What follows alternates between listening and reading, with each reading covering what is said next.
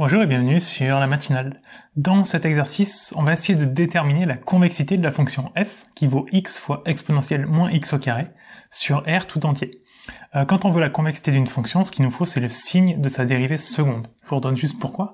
Parce que lorsqu'on a une dérivée seconde qui est positive, ça on a une fonction f qui est convexe. Et lorsqu'on a une dérivée seconde qui est négative, on a une fonction f qui est concave. On va graphiquement juste voir qu'est-ce que ça veut dire. Convexe, c'est une fonction qui fait un U. Donc ça, c'est convexe. Et on peut le voir d'une autre façon, elle est au-dessus de ses tangentes, on dit. Les tangentes, c'est les droites sur lesquelles elle s'appuie. Si on les trace, on voit qu'elles sont toutes en dessous. Donc la fonction, elle est au-dessus des tangentes. Concave, c'est une fonction qui fait un N. Donc ça, c'est concave. Et elle est en dessous de ses tangentes. Donc en fait, lorsqu'on étudie une fonction, avec la première dérivée, en étudiant son signe, on peut savoir comment la fonction monte ou descend, on a ses variations. Et avec la convexité, on a une information de plus, on a sa forme. Parce qu'une fonction croissante, elle peut le faire comme ça, ou comme ça. Grâce à la convexité, on va être capable de déterminer. Et donc ici, ce qu'on nous demande, c'est de trouver la convexité de la fonction f. Donc, pour avoir la convexité de f, il nous faut la dérivée seconde. Avant la dérivée seconde, il faut la dérivée première. Donc on va calculer f' de x. Ici, notre f, on a un u fois v. U fois v, donc le u c'est le x, et le v c'est l'exponentielle. On sait qu'un u fois v, ça se dérive sous la forme u'v plus uv'. Donc, notre v c'est l'exponentielle, donc on a u' fois exponentielle moins x au carré, plus le u c'est le x, u' c'est la dérivée de x, ça vaut 1, et v' c'est le plus compliqué ici, la dérivée de l'exponentielle. C'est compliqué parce qu'on n'a pas juste exponentielle x, on a exponentielle un peu plus, donc on a une fonction composée. En gros, on dérive un exponentielle u. Ça, c'est pas vraiment compliqué, mais il faut comprendre comment ça marche. Exponentielle u, on le dérive de manière classique. Exponentielle donne lui-même. Donc là, on aura exponentielle u. Sauf que, il faut penser que quand on dérive avec du u, on multiplie par u'. Donc ici, nous, on dérive un exponentielle moins x au carré. Le u, c'est ce qu'il y a dans l'exponentielle, donc u', c'est la dérivée de moins x au carré. Bon, normalement, ça doit aller, ça fait moins 2x, fois l'exponentielle, donc exponentielle moins x au carré. Et donc on a ça, on a x fois moins 2 exponentielle moins x au carré, moins 2x, pardon même. On a tout ça. On peut le laisser comme ça, on peut l'arranger un petit peu, on a de l'exponentielle partout. Bien penser toujours au maximum, essayer de les factoriser, les dérivés. Donc ici on peut factoriser par exponentielle moins x au carré.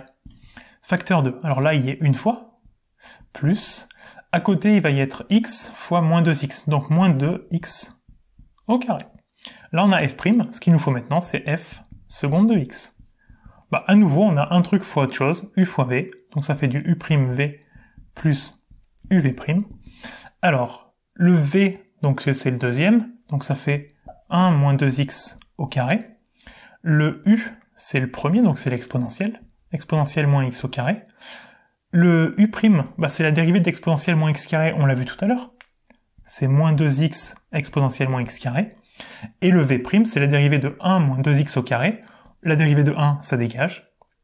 Et la dérivée de moins 2x au carré, ça fait moins 4x tout court, multiplié par l'exponentielle. Là, même chose qu'au-dessus, il faut qu'on arrive à le factoriser. Parce qu'on va plus dériver, par contre, on va étudier son signe. Et pour étudier le signe de quelque chose qui est complètement factorisé, c'est très facile. Donc là, on va complètement le factoriser. Tant qu'à faire par exponentielle moins x carré, puisqu'il est répété partout. Donc là, on aura exponentielle moins x au carré, facteur 2. Alors, dans le premier terme, l'exponentielle, lui, va disparaître, par contre, il reste le moins 2x devant, et le multiplier par 1 moins 2x au carré.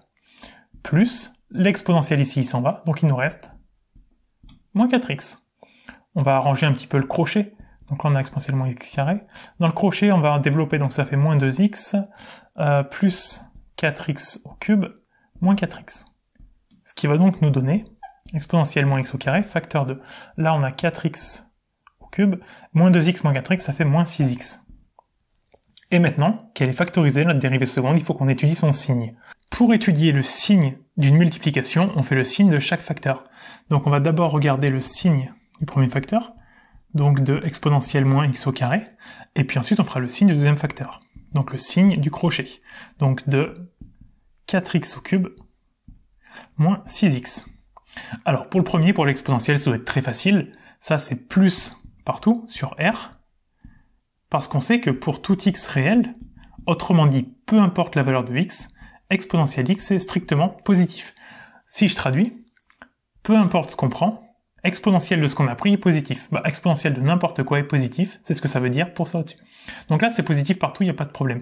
Par contre, pour étudier le signe de 4x au cube moins 6x, là, c'est plus problématique. On sait faire le signe d'un premier degré et le signe d'un second degré. Le signe d'un degré 3, c'est compliqué. Mais on a moyen de faire baisser le degré en factorisant. Est-ce qu'on ne pourrait pas factoriser 4x au cube moins 6x? Et si?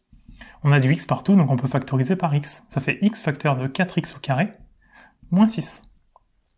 Et donc là, comme on l'a fait pour le f seconde, on va étudier le signe d'une multiplication donc de chaque facteur.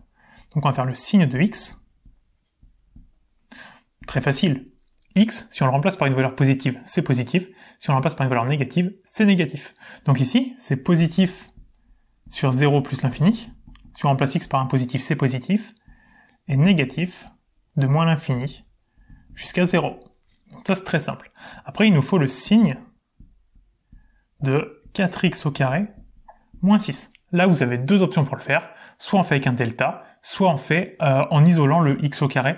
Comme ici, on n'a que du x carré, pas du x, c'est très facile en prenant la racine de revenir à x. J'ai peur qu'en faisant ça, vous oubliez une solution. Le plus simple, le plus sécuritaire, j'ai envie de dire, c'est de faire le delta. Delta, b au carré moins 4ac. B, c'est la quantité de x. Il n'y en a pas, donc 0 au carré, moins 4 fois. Le a, c'est la quantité de x au carré. Il y en a 4. Le c, c'est la quantité de 100x. Il y en a moins 6. On trouve donc moins fois moins, déjà ça fera plus. 4 fois 4, 16, fois 6, ça fait 60, ça fait 96, si je dis pas n'importe quoi. Donc on devrait avoir 96. Une fois qu'on a le delta, on regarde son signe. Delta est positif, ce qui veut dire que notre polynôme qu'on est en train d'étudier, donc le 4x au carré moins 6, il admet deux racines. On va graphiquement le dessiner, voir ce que ça représente. Les racines, en fait, c'est les points d'intersection de la fonction avec l'axe des abscisses, l'axe horizontal. Ici, on en a deux. Bon, on va les calculer d'abord, c'est vrai. x1 et x2. Alors, la formule, c'est moins b moins racine, mais b, on a équivaut 0, donc ça fait moins 0, ça dégage, donc on a moins racine de delta, divisé par 2 fois a. a vaut 4, ça fait 8. Et l'autre en dessous, c'est la même avec un plus devant la racine, donc ça fait 96, racine de 96 divisé par 8. Donc on a une négative et une positive. Voilà ce qu'on vient de trouver en fait, mais ça nous donne pas le signe, ça nous dit juste à quand notre polynôme vaut 0. Ensuite, un polynôme du second degré, soit il fait un u, soit il fait un n. Pour choisir entre les deux, il faut regarder a. Si a est positif, on fait un u, si a est négatif, on fait un n. Ici, a vaut 4, positif, donc on fait un u. Donc ça, on peut le dire sur une copie. Or, a est positif, donc, qu'est-ce qu'on voit sur le dessin? On voit que notre polynôme, il est au-dessus de l'axe horizontal, avant x1, et après x2. Autrement dit, il est positif autour des racines, et il est négatif entre les racines. Donc ici, on peut dire que 4x au carré moins 6, il est positif autour des racines. Ce qui veut dire qu'on a le signe de tous les morceaux, donc maintenant on peut faire un gros tableau de signes dans lequel on résume tout ce qu'on a trouvé.